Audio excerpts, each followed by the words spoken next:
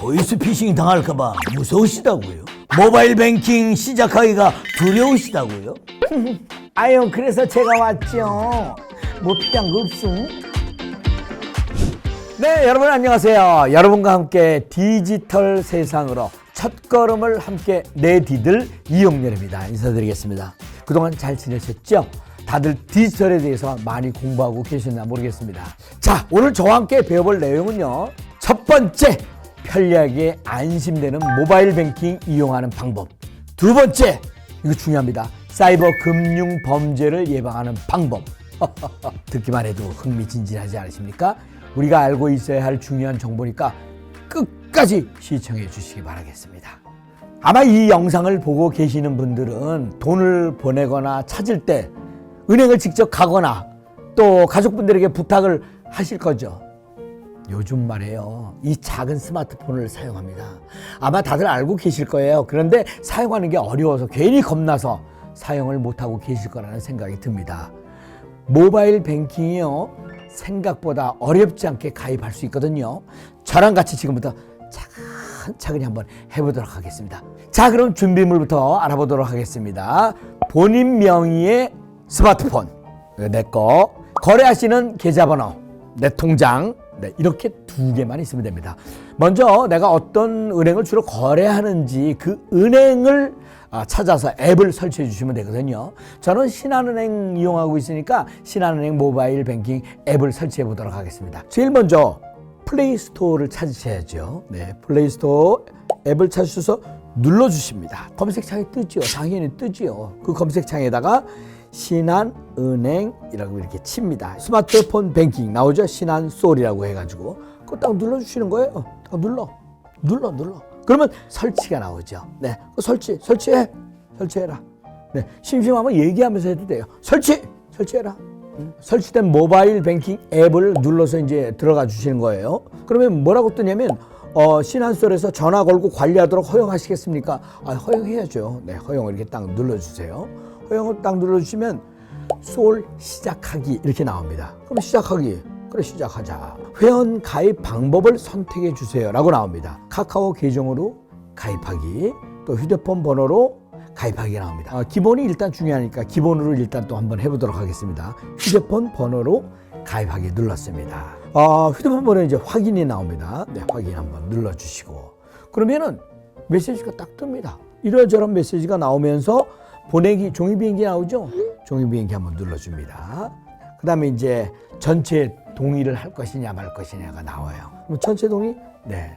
눌러주시고 이름 입력해달라는 얘기 나옵니다. 그러면 내가 이름을 이용렬 이렇게 입력해 주시고 눌러주십니다.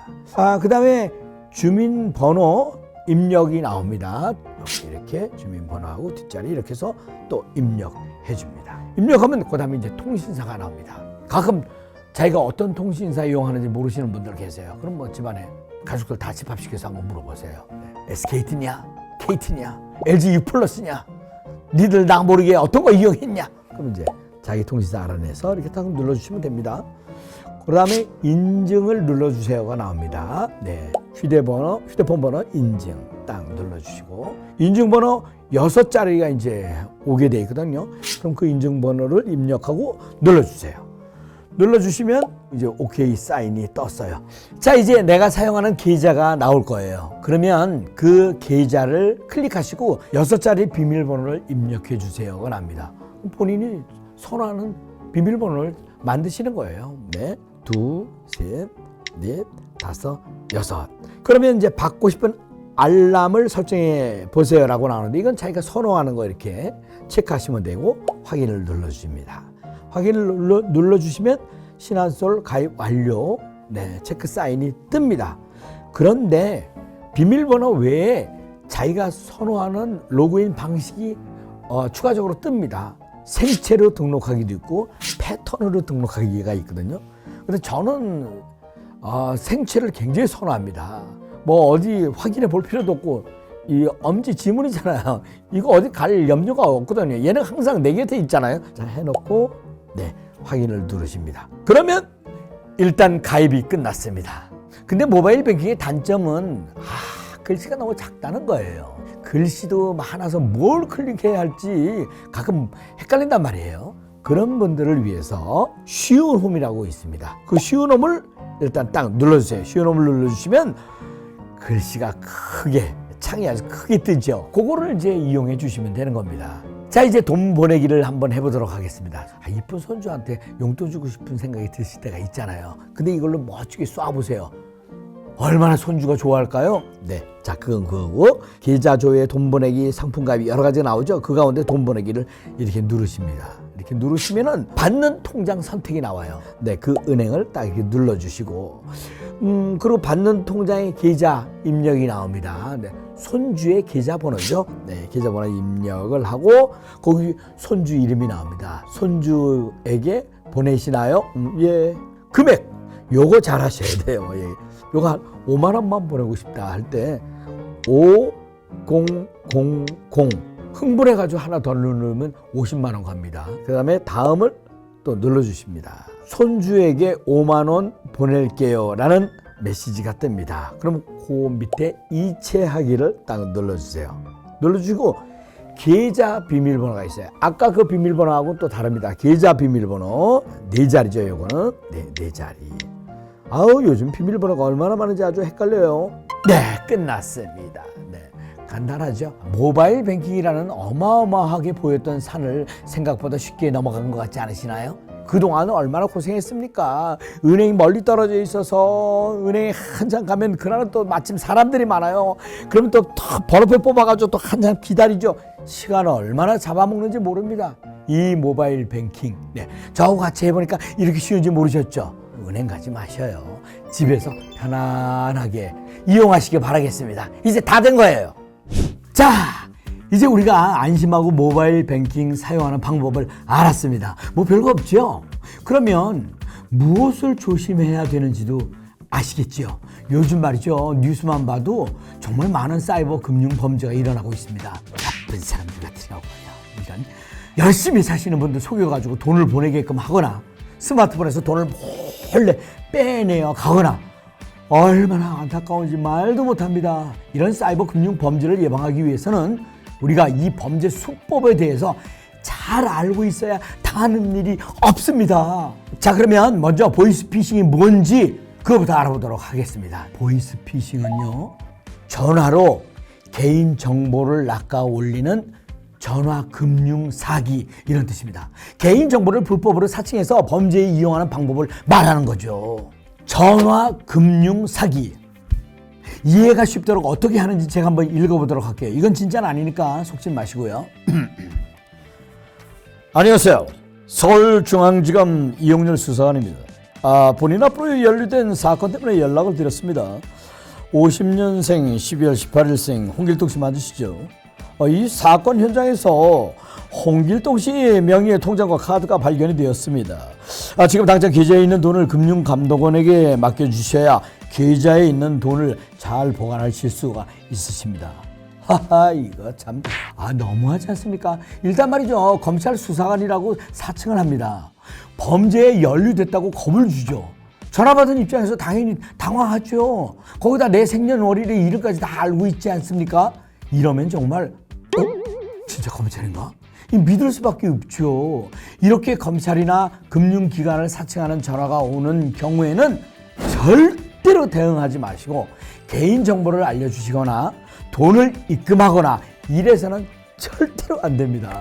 수사기관이나 금융기관은 절대 현금이나 계좌 이체를 요구하지 않습니다.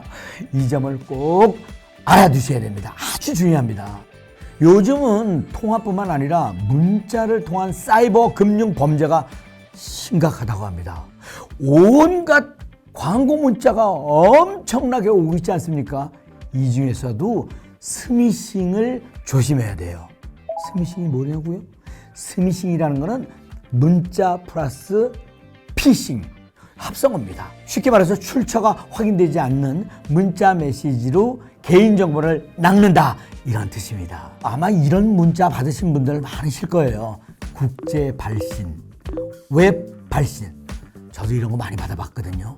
그러면 이런 생각부터 들어요. 아니, 나 해외에서 뭐 산 적이 없는데, 나 택배 주문한 거 없는데. 그래서 바로 문자에 있는 번호나 링크를 클릭하게 된다고요. 자, 여러분, 이러면 절대로 안 됩니다. 사이버 금융 범죄자들이 우리를 낚기 위해서 보낸 문자입니다. 우리를 당황하게 해서 전화를 하게끔 유도를 하는 거예요. 이런 문자 밑에는 꼭 하단에 문의 전화나 주소 링크가 있습니다. 문의 전화를 클릭하게 되면 보이스피싱 범죄자와 통화를 하게 되고요. 주소 링크를 클릭하게 되면 개인정보를 빼가는 악성 앱을 설치하게끔 유도를 하죠. 물론 스미싱 문자가 아닐 수 있겠지만 의심이 갈 경우에는 링크를 클릭하지 마시고 꼭 공식 고객센터 번호 찾아보셔서 연락하셔야 됩니다. 얼마 전에 디지털 페이먼트에서 교육을 받던 어르신이 기지를 발휘해서 보이스피싱을 예방할 수 있었다고 하네요. 어우, 대단한 일이에요. 범인이 SNS 메신저로 금융기관을 사칭해서 저금리 대출을 해줄 테니 신분증과 계좌번호를 알려달라고 했고 앱을 설치해서 대출 신청과 심사를 하라고 했답니다. 누가 봐도 그럴듯한 금융기관 명함과 대출거래 약정서까지 위조해서 보냈거든요. 아이고 참나 원. 다행히 교육생이 강사에게 도움을 요청해서 막을 수 있었다고 합니다. 감사한 마음을 담아 교육생 어르신이 소감을 남겨주셨다고 하는데요. 제가 소개를 좀 해드리도록 하겠습니다. 그 쉽게 지나칠 수 있었지만 보이스피싱 예방 교육을 통해 배웠던 유형을 발견하고 강사님과 함께 보이스피싱 범죄를 막을 수가 있어서 정말 다행이었습니다. 디지털 페이먼트를 통해 이러한 사이버 금융 범죄 교육을 받고 피해를 보기 전 사전에 예방할 수 있도록 저 같은 어르신들이 교육을 많이 받았으면 좋겠습니다. 아이고 어르신 정말 너무너무 다행입니다. 보람이 있습니다. 저희들도. 여러분도 말이죠. 이 어르신처럼 꼭 디지털 교육 받으셔서 사이버 금융 범죄 내용을 잘 알고 계셔야 됩니다. 만약에 보이스피싱, 스미싱을 당했다면 그때는 정말 신속한 대처가 필요합니다.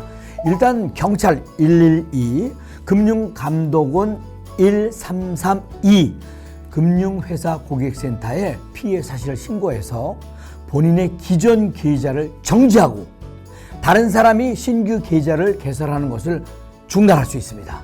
물론 그 상황이 되면 정신이 없을 수도 있겠지만 이런 기관과 주변 사람들에게 도움을 청해서 꼭 2차 피해를 막으실 수 있도록 대처하셔야 됩니다. 반드시요. 자, 여러분 어떠셨습니까? 오늘은 저 이용렬과 디지털 세상에 안심하고 나아갈 수 있도록 함께 공부를 해봤습니다. 이제요, 디지털 교육은 선택이 아닌 필수가 된 세상입니다. 디지털 세상으로 나아가는 첫걸음을 디지털 페이먼트에서 늘 함께 해보시기 바라겠습니다. 여러분 잊지 마세요. 디지털은 선택이 아닌 필수입니다.